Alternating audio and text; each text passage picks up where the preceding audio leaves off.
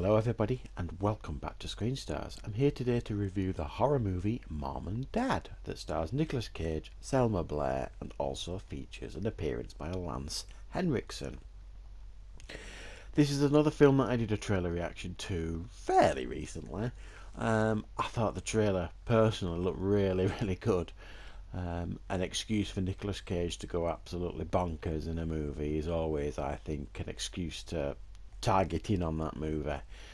Um, and that's what I got from the trailer. I thought it looked a lot of fun, and it was an excuse to let Nicolas Cage off the lead, off the chain, let him go for it, performance-wise. What's this movie about? Well, essentially, it's a bit of a bonkers concept in that Nicolas Cage's family is living a normal suburban life. Kids hate their parents, all this kind of stuff. Parents living daily lives, and then out of the blue, and there's no real explanation given for it, all the parents in the country have an overwhelming desire that comes over them to kill their offspring, kill their children, and it drives them wild with rage to get to their kids, kill them. So that's the concept that we have with this movie. And whereas it does feature a lot of scenes of, other parents chasing other kids and trying to kill them and all this kind of stuff, the main focus is Nicolas Cage's family, and his teenage daughter and younger son. And it focuses on them and primarily their attempts to survive the attacks from Selma Blair and Nicolas Cage, the kids. That's the concept that we get here. That's the story. Now, as a concept and stuff, it's fairly original, and as a story, it's fairly original, and there's a lot of boxes can be ticked with this movie. But I have to say, after watching it, I was left a little bit disappointed by this movie. I don't think it's a bad movie. I don't think that, but I do feel disappointed with it, and there's a few reasons behind that.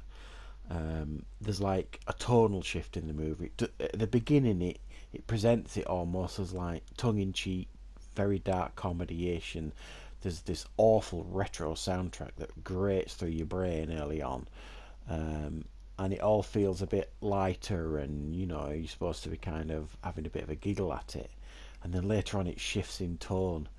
There's a scene in a hospital where Selma Blair's sister's giving birth to a baby, and obviously she gets this overwhelming desire to kill this newborn baby when it's born, Selma Blair's sister, and I just felt that was unnecessary, to be honest. I just thought it was borderline inappropriate.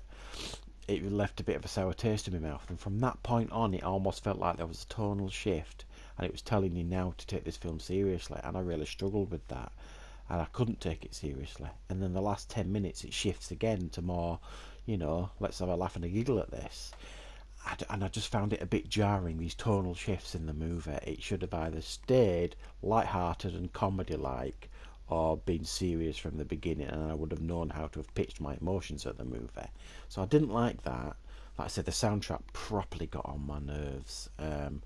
And they didn't do a great job early on of endearing the kids to you. You know what I mean? I was on the side of the parents early on because most of the kids were little bastards, basically, and they weren't very nice. So not very likable characters. So not a lot to root for either, really.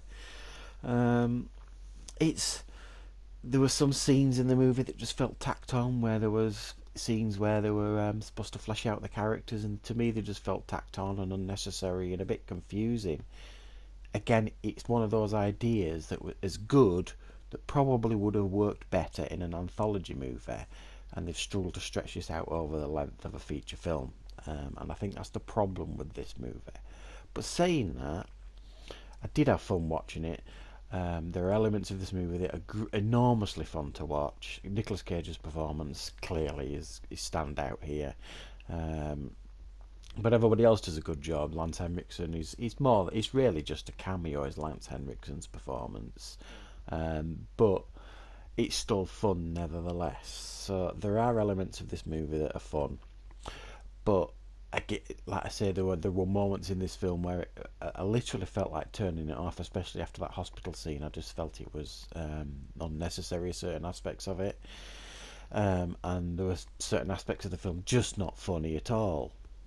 So it's a bit of a mixed bag, this film. There are entertaining things in here, and it is certainly worth a watch just for the concept alone and the Nicolas Cage performance.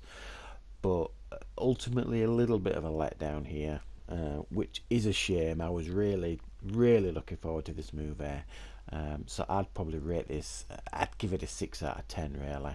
It's not bad, but a bit disappointing, unfortunately.